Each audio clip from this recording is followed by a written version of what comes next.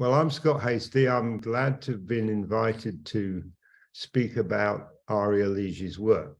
I just want to give you a little bit of context first about myself and where I'm coming from, because I think that maybe helps explain the impression that Aria's work has made upon me. I'm a poet based in the UK.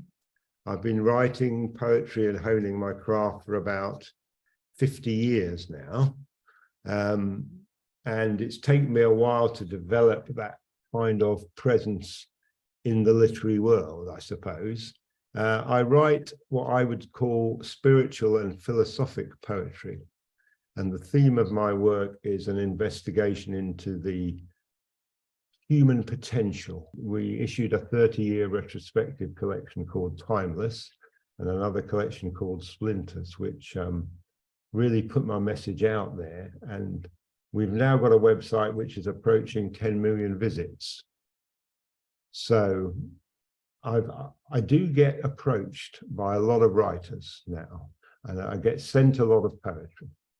And I can honestly say, and this is really why I'm here today, that there is nothing that I've come across in the last 10 years that has made such an impression upon me as Aria Ligi's poetry. The thing about Aria's work is that it has a scale of ambition.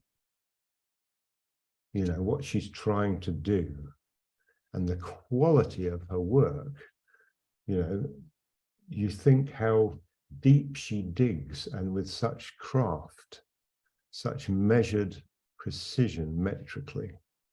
It really is quite exceptional. She uses sometimes quite archaic language, but it has such a punch, such a modern punch, and it has such a poignancy, and it helps her work get right under the skin of the creative person she's talking about. It takes you into their very being, into their very time and sense of place. Powerful, important, and relevant to the world today. And I can only wish that Aria Ligi's work finds an increasingly wide readership.